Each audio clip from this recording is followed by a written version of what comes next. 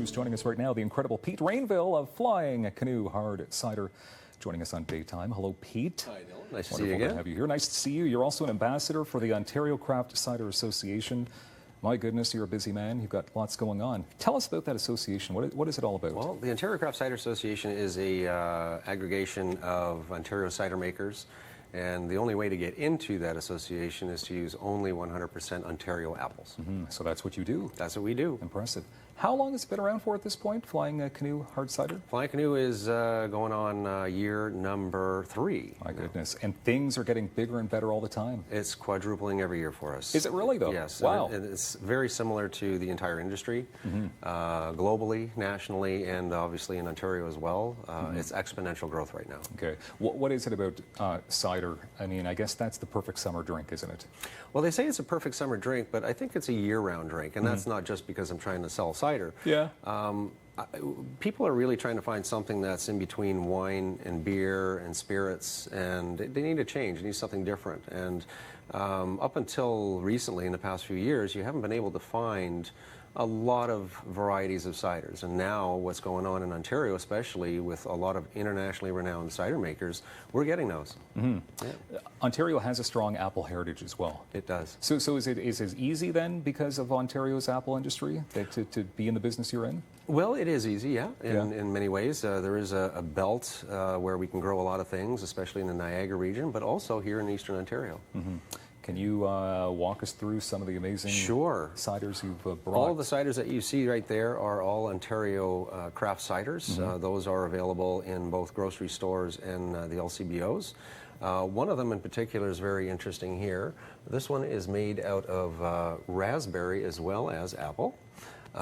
You've got some higher alcohol ciders here in the 7% range. You've got one here that's made out of cranberry, which is used a lot with different ciders. And then some dry ciders here. This one from Ernest is used with honey is used in the process of making their cider. And there's ours as well, which is basically 100% apples. We gotta show this one, because this is where it's at right here. Flying Canoe Hard Cider. Where can you find this? This is our local cider. We're Ottawa's first ever cider historically. You can find that in about 50 LCBOs throughout the Eastern Ontario region. We're strictly in Eastern Ontario right now.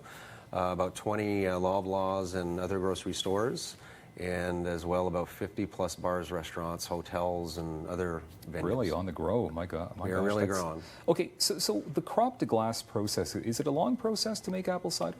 Well, it would take a minimum of about a month, and some cider makers actually go up to a year or more in their aging process.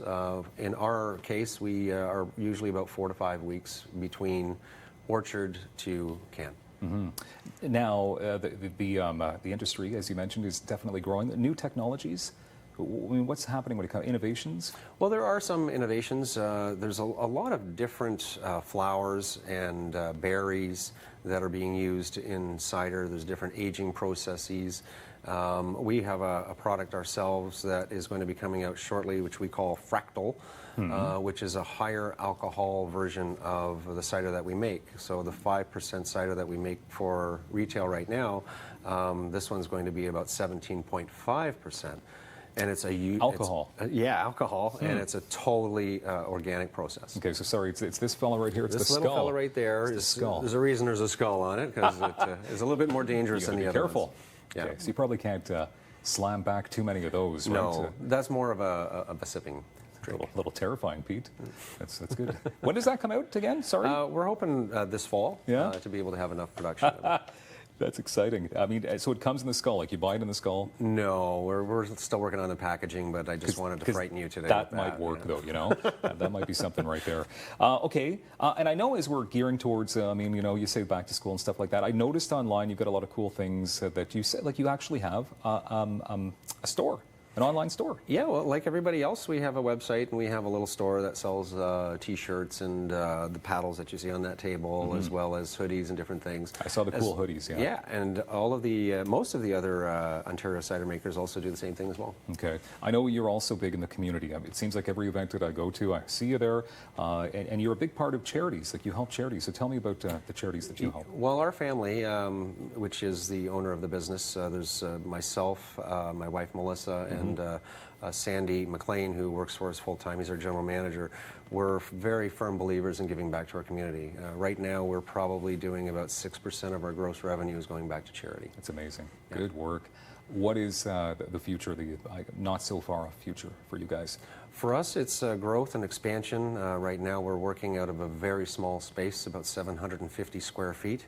It's becoming more like a submarine, but we have personally, our family has moved to Spencerville, just south of Kempville, which puts us about 20 minutes from our orchard, and we're looking to move our business there. Spencerville is a growing community. It needs a little bit of help, and we thought we're going to put our money where our mouth is. Lots more to come from flyingcanoehardcider.com. Check out the website. Pete Rainville, thank you very much. Appreciate it. Thank you. Good job as always, and more daytime coming up.